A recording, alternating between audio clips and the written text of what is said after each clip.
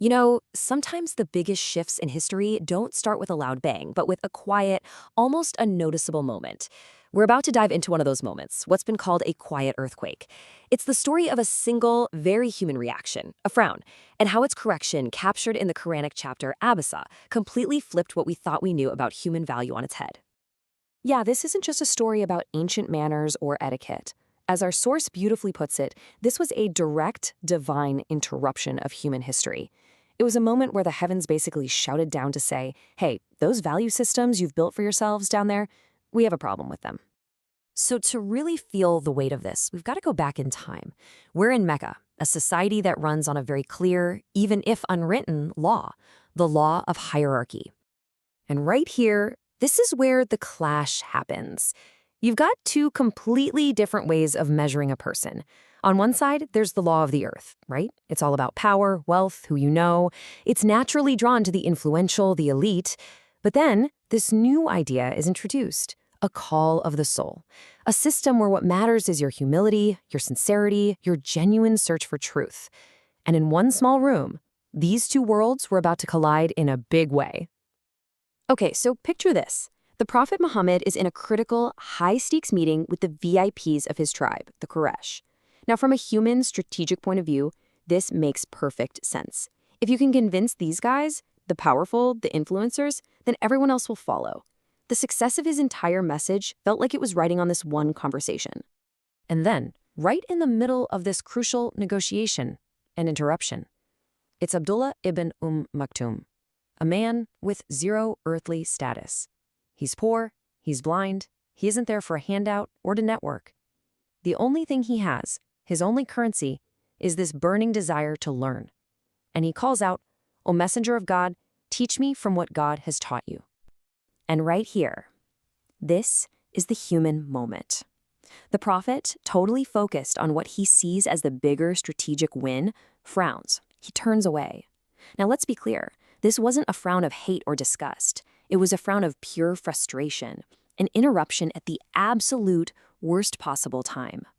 By any earthly logic, you kind of get it. But the logic of the heavens, it turns out, was radically different. What happened next wasn't some quiet word of advice. It was a public declaration that was going to echo for all time. And this is so, so important. The correction didn't come later, in a private chat. It came down right then and there as divine revelation. Words that would be written down and recited by billions of people until the end of time. Just think about that. The verses that open the chapter are they're so direct. They're almost shocking. They don't just describe what happened, they replay it for you. He frowned and turned away because the blind man came to him. The verse is saying the very reason for the frown, the arrival of this sincere seeker, is the heart of the problem. And notice the genius of how this is delivered. It's in the third person. It doesn't say you frowned. It says he frowned. It's as if God is holding up a mirror, not just to the prophet, but to all of us, and saying, let's look at this action objectively. It immediately transforms a personal slip-up into a massive, universal principle. So we've got the story. A frown, an interruption, a divine course correction. But why do we call this a quiet earthquake? What on earth makes this one moment so revolutionary? Well, because in that room, with that frown, the heavens declared that our entire pyramid of human value had just been completely and totally inverted. I mean, for basically all of human history, this is what the pyramid of value looked like, right? At the very top, you have the powerful, then the wealthy, then the people with the right connections. And way, way down at the bottom, you have the sincere seeker who's seen as having nothing to offer. He's just an afterthought. This divine intervention grabbed that pyramid and flipped it on its head. It was a public announcement that God's priorities are the exact opposite of our default human settings. The person we put at the bottom of the list, he just got moved to the very top. So what's the new currency in this divine economy? It's not istighna, that era of self-sufficiency, of arrogance that can come with power and wealth. No, the new gold standard is tzaka, that sincere, earnest desire to grow, to be purified, to seek guidance.